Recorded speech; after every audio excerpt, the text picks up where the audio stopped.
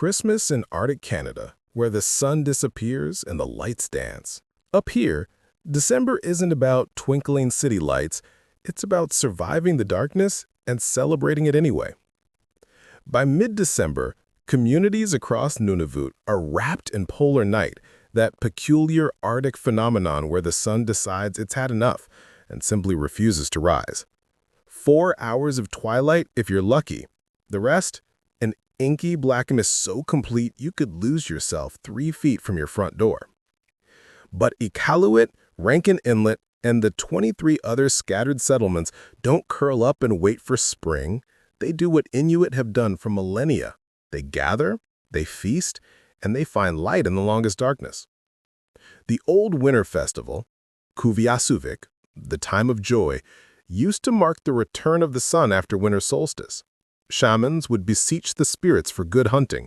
Communities would gather in a single building, drum dancing, echoing off walls, everyone taking turns announcing their names and birthplaces before passing a cup of water. When Christian missionaries arrived with their own midwinter celebration, the two traditions didn't so much collide as merge, like rivulets of meltwater finding the same channel. Today's Christmas in the Arctic is this beautiful hybrid. Church services sung in Inuktitut, followed by community hall feasts where turkey shares the table with beluga and Arctic char.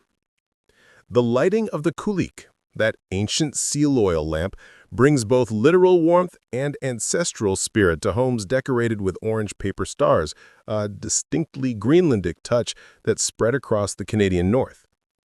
The Northern Lights aren't just backdrop here, they're participants.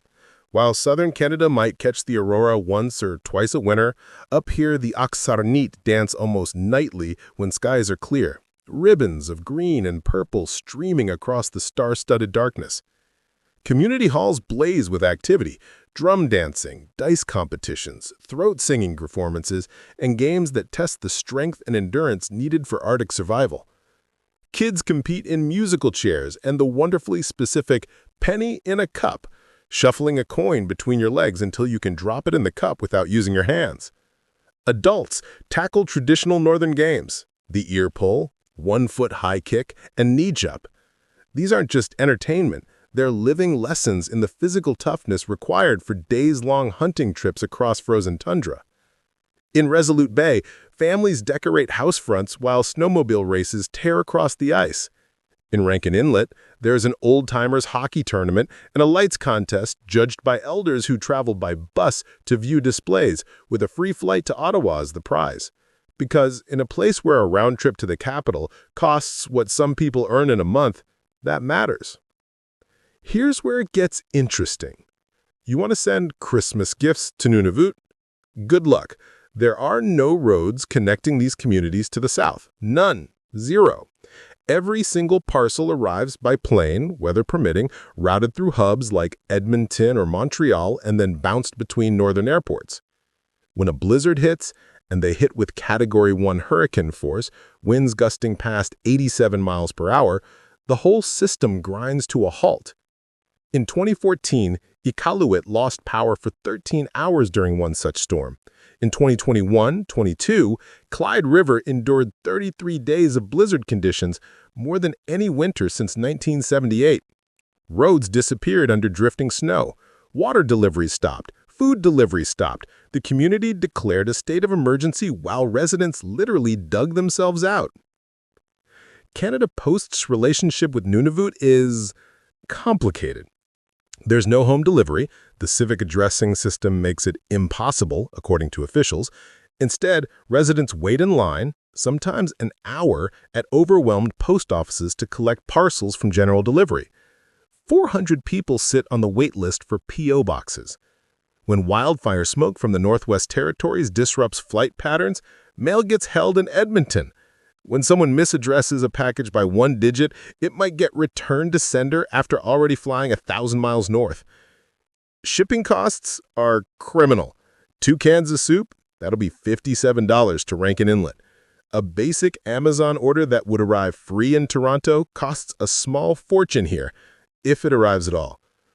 For years, residents exploited a loophole using fake postal codes to trick Amazon's system into free shipping. Canada Post closed it. Now families face a choice: pay obscene shipping fees or do without. In Nunavut, northern Labrador, January 6 brings Nalujik Night, when masked figures dressed in ragged furs and seaweed emerge from the icy shore like something from an Inuit ghost story. They visit homes, rewarding good behavior with treats and chasing those who've misbehaved. It's equal parts terrifying and hilarious. Imagine Krampus with an Arctic twist. Kids shriek, adults laugh.